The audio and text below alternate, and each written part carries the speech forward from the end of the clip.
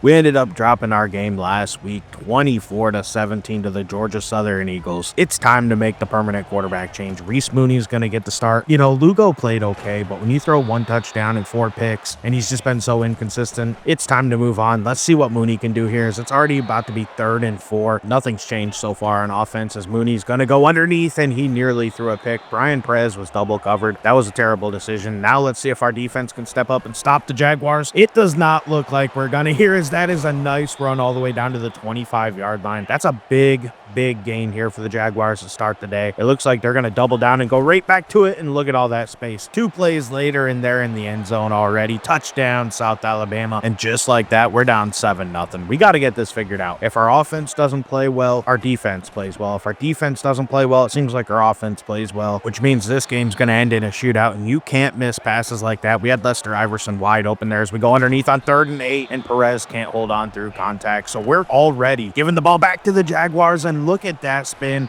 What a great run there by Cook for the first down. They decide to go to the RPO on the next play, and that's blown up for no gain. What a wonderful play there by our defense. That's Cushenberry making the tackle. They go right back to the RPO game. This time they pick up 6. That sets them up in a solid 3rd down situation here. Looking to pass, feeling pressure, and look at that. We leave the back open out of the backfield. What a big play. Gio Lopez found that quick underneath and got the big first down for the Jaguars. They're going to go right back to the ground game, and Cushenberry can't get him down. However, Aston Ackle comes over and makes the play. That sets up 2nd and 6, and it looks like they're going to leave Lopez by himself. He goes down the middle of the field, and that's going to be 1st and goal at the 1-yard line. We're in trouble here as Lopez gets on the move, and he's going to walk in. Touchdown, Jaguars. They answered pretty well here, and they're going to make it a 14-0 ball game. So now we're in a hole, and our offense has got to get this figured out. We haven't been playing particularly well today, as Mooney's again looking to fire, and he pump fakes and takes a big sack. So now it's already 3rd and 17, and I don't know how we get ourselves out of this hole, as Mooney's going to pump fake again, look to pass, and just check it down. That's probably the smart decision, as it goes basically nowhere. It's going to be 4th down and 11, and Lopez and the Jaguars offense are already about to take back over. If our defense can't step up, we don't stand a chance at all in this game, as it looks like so far they have, bringing up a 3rd down and 14 here for Lopez. Looking to pass. He has all sorts of space in front of him. He chooses a deep shot, and they might have it, and they come down with it. Cole Hicks was out of position. That's going to set up a 1st and goal for the Jaguars. What a big mistake. Luckily, Emmanuel Hawkins can come through and get the TFL there, bringing up 3rd and goal. And Lopez goes underneath, and it's 21-0 here. This game's getting out of hand quick. I don't know what happened. The first quarters completely got away from us. We came into this game with no plan, apparently, and definitely on offense, we haven't had any idea of how to make this thing work. You could argue this season we've actually regressed, and we're a worse team this year. That's something you don't want to see out of your head coach in year 2 of the program. You want to see some improvement, and I just don't think we've had it so far. Honestly, I think Coach Jsi Wint has to watch out, or else he might get fired this year. Things have gone that poorly. You got to remember, UL-Monroe didn't have a great roster when we came here, but they did have a conference championship appearance on their hands and like a 9-win season. They might even won it. I don't fully remember that, if I'm being honest with you. We got to get it figured out. Things just aren't going well, and I think getting back to the ground game is one of the keys to this game. And if we can get that going, maybe we can figure it out. I just don't know that we have a quarterback on roster that we can trust. We haven't recruited well enough there, and that's killing us at this moment. Honestly, we've whiffed at every quarterback we've wanted to use so far with UL-Monroe. We got this season to get through, and it looks like we're going to be short of a bowl game once again, and it also looks like we could drop the 2-5 on the season. We got to see, though, there's still time to turn this game around, as it's 2nd and goal here. Mooney goes to the end zone, and that's nearly picked, bringing up 3rd and goal. He's not much of a runner, so we brought in Lugo, who does hand it off, and Lester Iverson comes up short, but we decide to go for it right back to the read option. Touchdown, Warhawks. I think that's where Lugo's going to help us. We'll be able to bring him in off the bench, let him run the ball still, and be that running threat that Reese Mooney's just not. So 21-7's your score here. That's a big play, though, to begin the next drive, and already we're backed up here. Kind of feeling a bit against the wall, as Austin Ackle makes a great play, dropping him for a 4-yard loss. That's followed up with Gio Lopez breaking the tackle of Samsula. That should have been a big loss, but instead he gains 1, so now it's 3rd and 13, and that's broken up. That's what we needed. Cole Hicks made the play. This gives us the opportunity to get back in the game. If we get a touchdown on this drive, the somber attitude that we've had to begin this drive should go away, and we should be a little bit more, hopefully, happy and feeling like we might be able to win this, as Iverson is showing some toughness on the ground here. And he has honestly proved that he deserves some more carries. I think he's going to make a big impact on this offense as we go to Basley on the RPO, and that's a nice gain. Picking up 8's awesome. Reese Mooney looking to pass, and that was nearly picked. He should have gone out to the flat. Our back coming out of the backfield full should have been able to get a few yards on that as they go back to the RPO, and Ryder is going to get us a first down, keeping this drive moving. As we go underneath, and again, we find Basley. That's a great play. That's another first down. That's exactly what we're looking for. Mooney again looking to pass as we're getting a little pass happy, and we nearly pay for that. I thought it was a pick. We got to get back to the ground game. I think that's the biggest flaw of this offense as we go back to Ryder. He's just not very dynamic. He picks up 4, bringing up 3rd down and 6 here. Mooney standing in the pocket, firing to Joe Basley, who's wide open for a big first down. That's going to give us 1st and goal at the 8-yard line. A touchdown here, like I said, changes the whole game as we go to the back corner and nearly throw a pick. I mean, come on, Mooney. You got to be smarter than this. He decides to check it down underneath, and Basley spins and goes down at the 1. It's going to be 3rd and goal. Let's go to Lester Iverson and out-tough him. He goes up high, and he doesn't get in. We had to review this one because I just wasn't sure. You couldn't really tell what was going on, and you could see he drops just before the goal line. So on 4th and goal, we go to the QB sneak. Touchdown, Warhawks. We're back in this one. It's going to be a 21-14 ball game. Now we need our defense to step up and get us another stop here as Gio Lopez is looking to pass. He goes out wide, and he is going to get his guy on the comeback. That's a big gain, getting the first down for the Jaguars. Lopez again finding his back out of the backfield. That's a big play and another first down. Like I said earlier, this game's setting up to be a shootout. It's just kind of the way the games have gone so far this season, as that's a key breakup as they hit the 2-minute warning. And actually, that wasn't a breakup. That was completed as Lopez is feeling pressure, and he ends up throwing that one away. As I was saying, though, it just continues the trend of our offense and defense not being able to perform well at the same time. As they go down the field, that's a big play by Lopez, setting up a 1st and goal at the 7-yard line. Lopez is going to go out, find his tight end again, who breaks the tackle and goes out of bounds at the 1. The Jaguars are set up with 2nd and goal here, and they throw that. Touchdown, Jaguars. They're going to extend their lead up further. It's going to be 28-14 now. But luckily, they left us enough time where we might be able to answer as we go to the ground game, and Lester Iverson's going to get a nice carry there. Kind of odd that we'd start to drive off with a run. Honestly, you know, Coach Jsi Wint debated just running the clock on the half here and just playing it safe, as that's going to be incomplete. So now they're going to be in trouble here. It's 3rd and 1, and they need a first down here in order to avoid giving the ball back to the Jaguars, and that's a bad throw. That's going to bring up 4th and short, and they decide to go for it. This is a shocking decision, but they get the first down with Lester Iverson. They better hurry up and throw the ball, or else that decision makes absolutely no sense, as they're going to go out there and get a good completion. We're going to keep moving here. Caleb Gross picked up a solid gain there. Warhawks again passing. They find Brian Perez up across midfield and down to the 34-yard line. Actually, they mark it at the 33. That's a really big play there for the Warhawks, as Mooney's going to pass underneath. That play didn't work well. Roy Ryder just picked up a couple. Probably a bad decision there. Mooney again, though, looking to pass, going down the field. He has Caleb Gross one-on-one, and he can't fit it in there. If he had a stronger arm, he'd have been able to rifle that one in. But now it's 3rd and 6, and they go to the screen game. Lester Iverson's going to get the first down, and he probably should have went out of bounds there, honestly.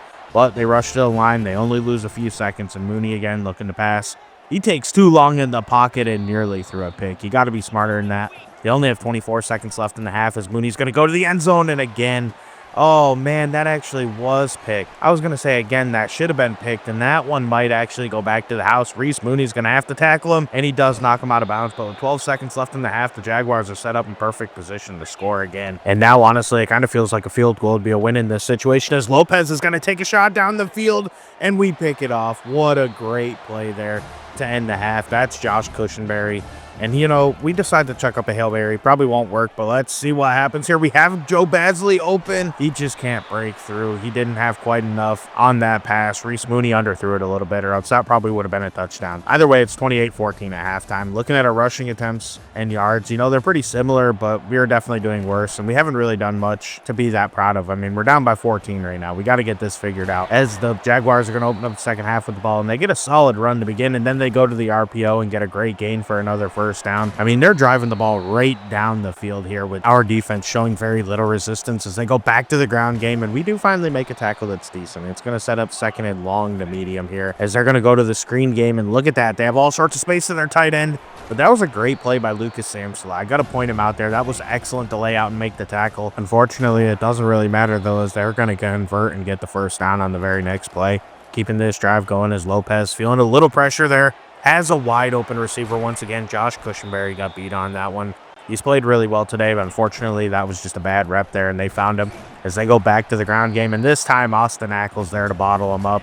2nd and goal. Now it's going to be a pull by Lopez. We're all over it. He had nowhere to go. That's going to bring up 3rd down and goal here. Lopez looking to pass, feeling some pressure, and Austin Ackles going to come in and get the sack. He's a beast, man. He's going to force a field goal here. And honestly, I'll take that. Like I said, that's probably the best thing we could have hoped for out of this drive. So now we need a touchdown. There's no joking around here. There's 7:45 left in the game, and we throw a pick. What are we doing here, Reese Mooney? That was honestly kind of a bad throw. Not really a bad read. The receiver was open, and I don't regret making that throw. I just don't think it was the best pass as Lopez is on the move, breaking a tackle down to the 20, down to the 10-yard line nearly. He goes down. Actually, they mark it at the 12 as they're going to go to the end zone, and that should have been picked by Cole Hicks. Fortunately, that's yet another missed opportunity here as it's 2nd and 10. They go underneath.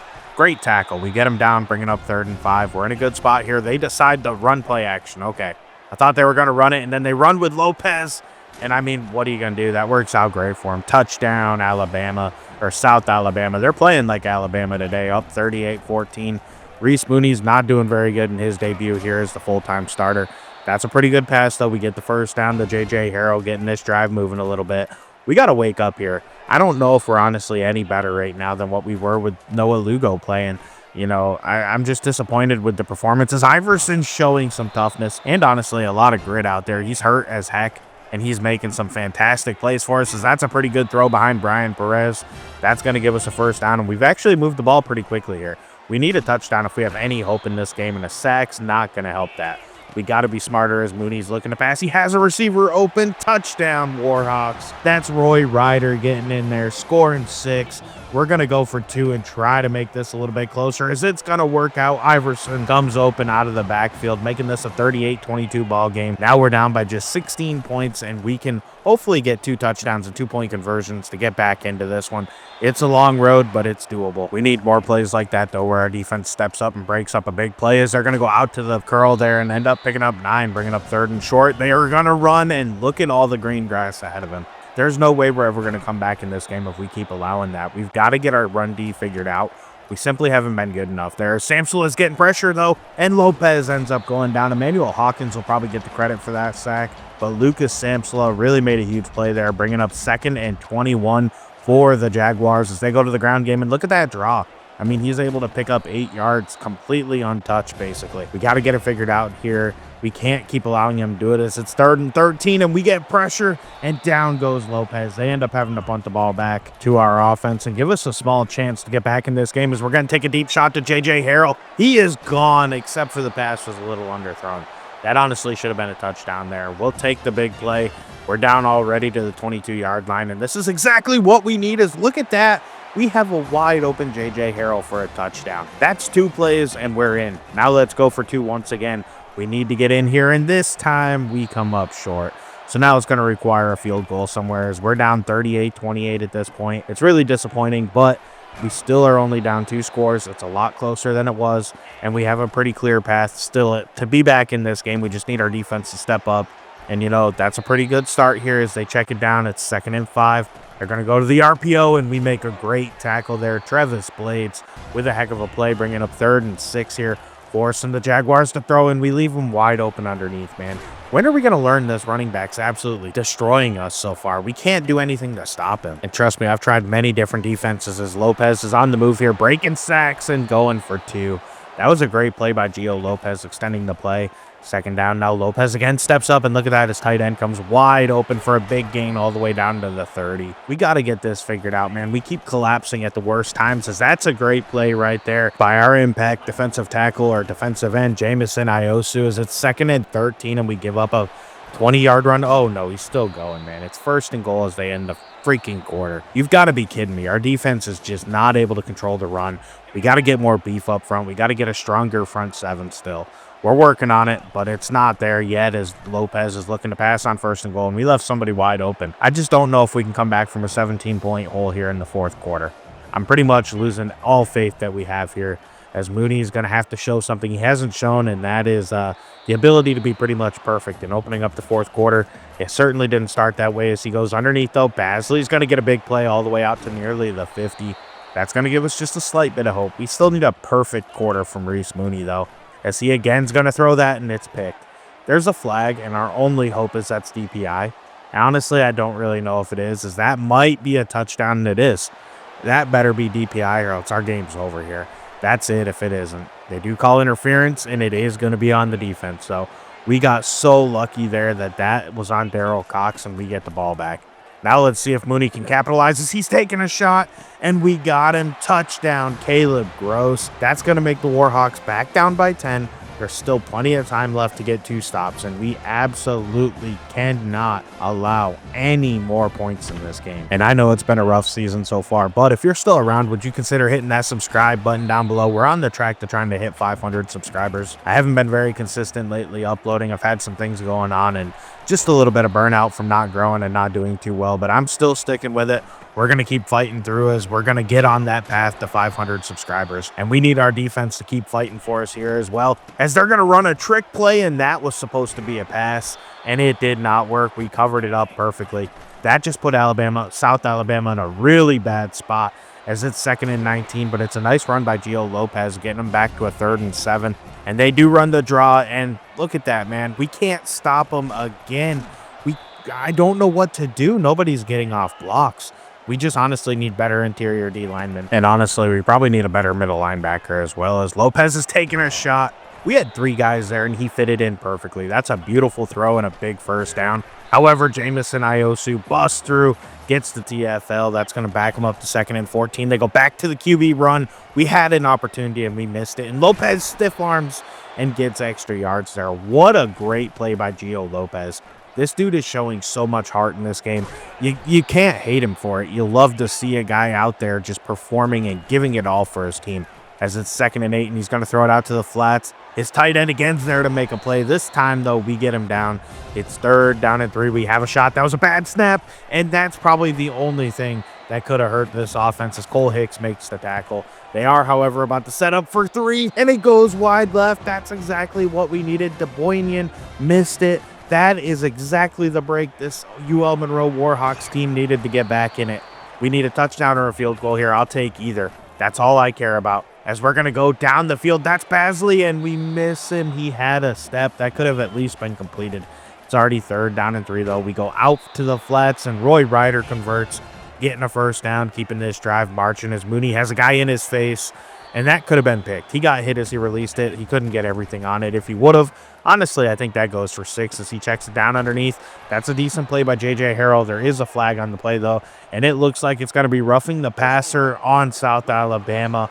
We're going to take that and get a first down. We're all the way down to the 34-yard line now, as that's going to be Basley making the tough contested catch, breaking a tackle, and going down to the 10. He has 10 receptions today. He's been awesome as Mooney goes to the screen, and it bounces off of a lineman's helmet. We got lucky there. 2nd and 10 now for Reese. Mooney going to the end zone. Touchdown, Warhawks. That's the big play we've been looking for. We're only down by 3, and I don't know how. Joe Basley has been fantastic in the receiving game for us. That's his 11th reception, and now let's see if our defense can step up with 3 minutes and 40 seconds left. Unfortunately, it doesn't start that well here, as that's a big run, and they've been able to continue to drive the ball down our throat as it's a 3-yard gain there. 2nd and 7, they're going to use some motion. We're going to try to move some guys towards the middle, and it doesn't help. That's a big gain, bringing up 3rd down and 1. I don't know if we're going to be able to get the stop we need. 2:23 left in the game, and they pass, and that's probably the only way we can get a stop. That's broken up, and we get the ball back. We have 2 minutes and 12 seconds left to answer. We just can't throw a pick. That was stupid. 2nd and 10 now, 2:09 left in the ball game. Mooney looking to throw it into double coverage. Be smarter, dude. It's 3rd down now. Just get us a few yards. I'll take that as instead he finds a big play to Joe Basley all the way down to the 45-yard line and across midfield. Now they go to the screen game. Iverson loses a yard there. He's pretty beat up right now. He's not as dynamic as normal. As Mooney's going to check it down, we might be in long-range field goal position. I don't like it yet, though. 3rd and 1 here for Mooney. He is going to go down the field, and look at that. 1st and goal, Warhawks. That is a beautiful play by Caleb Gross to the 8-yard line, and Joe Basley hits the gas. He goes in for 6 on the next play. The Warhawks somehow come back and take the lead, 49-45. 46 seconds left in the ball game, and all we got to do is get a stop, and that is probably your ball game, as that's tipped up in the air and picked by Cole Hicks. One first down is all we're looking for as we go to Munnerlyn. He can't get anything going there. 2nd and 11. Back to Munnerlyn. He has all sorts of space, and that's your ball game right there. Cam Munnerlyn converts. First down, Warhawks. And against all odds, it looks like we're going to win here. Just let's be smart and take a knee. I don't care that they have timeouts left. I think this is a little too stupid. I've seen what happened with Miami against Florida State. Luckily, the clock ran out, and we didn't have a repeat there. And actually, that was Georgia Tech, not Florida State, that happened against. Nobody can forget that game. That's probably the stupidest way ever to lose a ball game. Either way, Reese Mooney actually really stepped up, and he played a pretty perfect fourth quarter. He ended up with 6 touchdowns, hitting nearly 60% of his passes and throwing for 539 yards. I think it's fair to say he's probably our starter going forward. I don't think we've seen a performance out of Noah Lugo like this, and I don't expect us to be able to see him do that. I just don't think he has it in him, as he did throw 2 picks. We got to be a little better there. There was a lot of missed opportunities early in this game, and I think as Mooney settled in, he got a lot better. And I do think that allows us to really develop our culture into the future. And maybe instead of being a running team like I thought we'd have to be, maybe we could throw it, as Basley had over 230 yards in this game. He was incredible, and maybe if we lean into him with a better passing quarterback and better passing attack, we might actually be able to win some ball games down the stretch, because I've been embarrassed with how this season's gone. It really hasn't been too good, and I don't like it, honestly. As Dirk toasted us, he had 7.7 yards per carry and nearly 150 yards. I mean, we got to get this ground game figured out, or rushing defense figured out. We just can't allow stuff like this to happen. We got to have an answer, and we haven't found one yet, and I got to adjust things. Maybe it's personnel, maybe it's play calling, and just see what we can do to get that stopped, because there's no way you can win a ball game when you're giving up rushing yards like that. And honestly, I don't think the sliders are an issue. I'd like to say they are, but I think they've been pretty good. As we move on past this game, Emmanuel Hawkins wins Sunbelt Player of the Week with 5 TFLs and 5 tackles. Basley's your Offensive Player of the Week with 13 catches, 216 yards, and 3 scores. Finally, I think we have something we can build upon. Next week, we take on Georgia State. We're better than them. We have a really good shot at getting back up to 500, and I think we can do it. I hope we can do it. We honestly need to. I think our momentum's kind of fallen off in this, and like I said, if Coach Jsi Wint doesn't get it turned around soon, he's going to have to worry about his job. Either way, I want to thank you for watching. Please like and subscribe. Have a great day, and I'll catch you in the next one. I'm out.